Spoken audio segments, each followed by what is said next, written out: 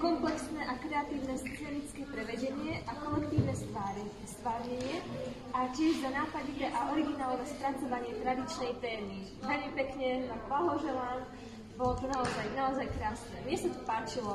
Väčšine ponuky sa to páčilo, keď som ich len počula, akože mláďačko. My sme ich videli spoza plenty. Áno, páčilo sa nám to naozaj. Ďakujem krásne. Mali ste to úžasne, krásne prepracované do najmenších detailov a ja osobne by som chcela oceniť hlavne Voldemorta. Linda? Áno, ako Voldemort, keď som sa dozvedela, že vy ste náhradnička, ja som nemohla tomu uveriť. Že úplne do najmenších detailov prepracované. Perfektné. Áno. Oceňujeme aj prípravu kostýmov, oceňujeme prípravu tanečných choreografií, ako takto to zvládli aj deti takéhoto veku, veď sme tu mali aj iné deti, ako minulé roky, aj včera a tak ďalej, tak to väčšinou je také akože haťa, paťa, ale toto bolo naozaj veľmi výnimočné, veľmi pekné. Boli to deti od druhého Toto bolo úžasné, že ste ich dali dokopy a že ste s nimi pracovali. Toto bolo úplne perfektné. Vravím, že to je aký dobrý step, alebo aký dobrý prvok vo vzťahu k vyučovaniu do budúcnosti.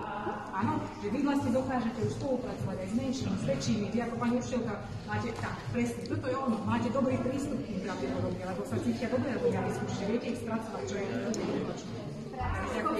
S rekvizitami, úplne úžasná, dynamické prechody z jednej scény na druhú, naozaj ako to nemôže byť nič vykrúť, lebo niektoré predstavenia tam mali také entry miesta, kde ste ich tam nemali, že aj vyplnenie priestoru, úplne všetko a išlo to spolu, aj tam boli vlastne také čiastkové, rôzne, komplexný príbeh, krásne prepojený a naozaj krásne aj zahraný, odhraný a bola to jednoducho show, dalo sa na to pozerať.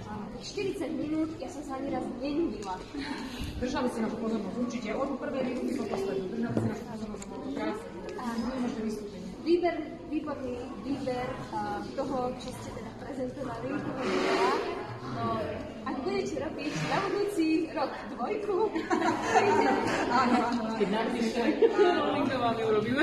Áno, presne, rovno. A vy aj hudby ste tam mali veľmi zaujímavé, či ste striedali žánre, lebo napríklad niekedy to tak, že pani učiteľka príde a povie, toto sa mi páči, toto tam znie, ale vy ste to mali tak, že bolo jasné, že viete, prečo ste si práve tú hudbu na tú danú choreografiu vybrali. Bolo to úplne zrejme, lebo ste tam mali rôzne žánre a to je veľmi také výnimočné.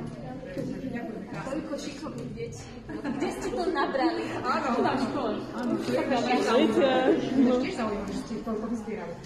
A toto ešte nie je tie iné autobusy, tí maličké vyšli trošku skôr. Ja, jasné, pravda, vy ste mali ešte sedeli krásne v pozadí, to bolo perfektné, že ste si takto dali, že neboli tam tie hluché miesta, ako na rádi kolegyňa, že kým všetci vyjdú, a keď všetci nastúpili, sedieť, poslúchali, vystúpili, keď potrebovali, čiže prepracovali.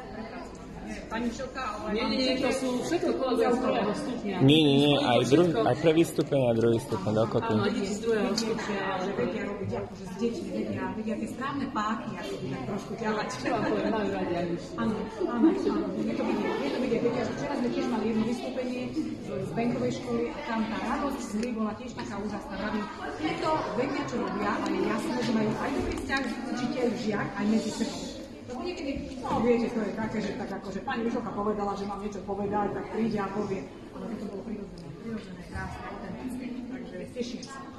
Príďte aj na budúce. Ďakujeme. Ďakujeme. Dúfam, že dobré zážitky som ťa poberiete.